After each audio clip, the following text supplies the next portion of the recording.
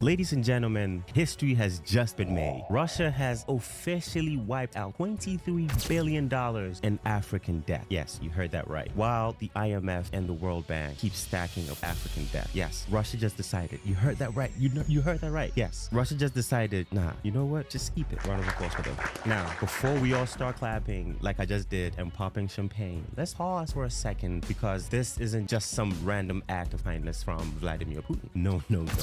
There's a bigger game at play. And today we're breaking it all down. Now, what does this really mean for Africa? Is Russia trying to be the good guy, or is there something deeper happening behind the scenes? Is this the start of a new era for Africa, or just another chapter in the long history of global superpowers playing chess with a continent? Now, buckle up because we're about to dive deep into the politics, economic, and power struggles behind this move. Now, Africa's debt crisis, right? How do we even get here? Okay, first things first, why is Africa drowning in debt in the first place? African countries owe hundreds of billions to international lenders like the IMF, World Bank, and China. And while loans were meant to help countries develop infrastructure, build schools, and improve healthcare, the reality is far messier. Now, let's try to understand the debt trap. Okay, let's talk numbers. As of 2010, sub-Saharan Africa's total external debt was around $35 billion.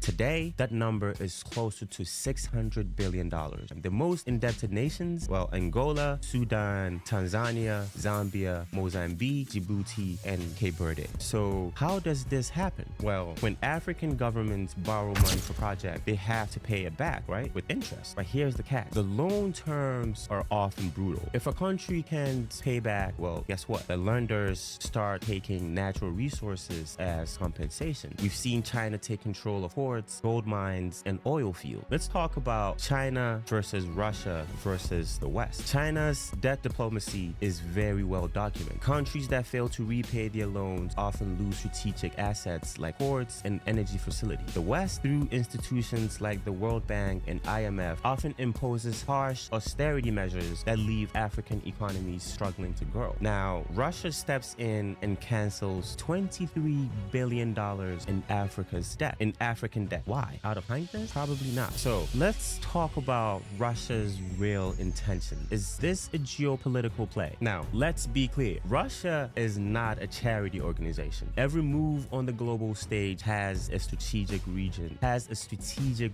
behind it. So what does Russia stand to gain by forgiving this massive debt? Well, how about expanding influence in Africa? Because for years, Africa has been a battlefield or battleground for global power. The US, China, and the EU, and now Russia are all competing for influence. By canceling debts, Russia positions itself as Africa's true friend, an alternative to the West and China. But is it really about friendship, or is Russia playing the long game, right? Vladimir Putin didn't just cancel the debt. He also advocated for African countries to be part of the United Nations Security Council. No, let me actually present it better, okay? Take it back. Now, Russia seems to be a political ally because they presented something to the United Nations, okay?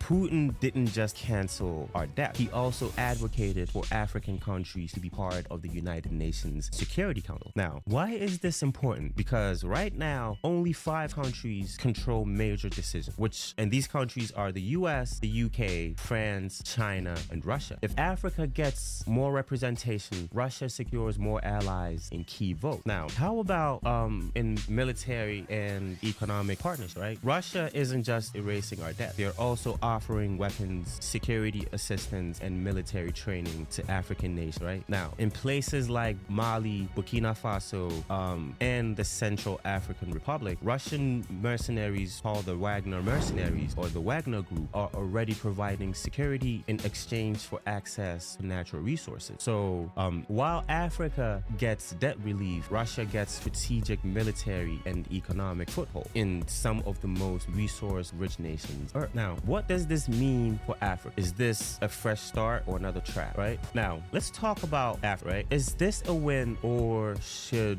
we be worried? Now, let's talk about the good news. Well, the first thing is $23 billion in debt is gone, and that is a massive burden lifted for African economies. The second is that there's more financial freedom, which Without heavy debt repayment, countries can now invest in education, healthcare, and more infrastructure in their country. Now, this also shows a sign of shifting powers, and this could mean that African nations could have more leverage in global politics. Now we have potential dependency on Russia, and Africa has been trapped in cycles of Western dependency before. So could Russia become the new China, right? There's also strategic military influence. So will Russia's security presence in Africa turn into long-term control, right? The third will be there's no economic reform because canceling debt doesn't fix the underlying problem. Russia better than the West, and is this a better beginning for Africa? See, the truth is Africa doesn't need a new savior or another savior. Russia's move might offer a short-term relief, but the real question is what happens next? Will African nations use this as a stepping stone for self-reliance, or will they fall into another cycle of dependency just with another different superpower? Look, one thing is for certain: the future of Africa should not be decided in Moscow, Washington, or Beijing. What do you think? Is Russia truly helping Africa, or is this just another power play? Drop your thoughts in the comments below because I would like to hear what you guys think about it. And until next time, stay informed, stay free, and I'll catch you in the next video. Peace.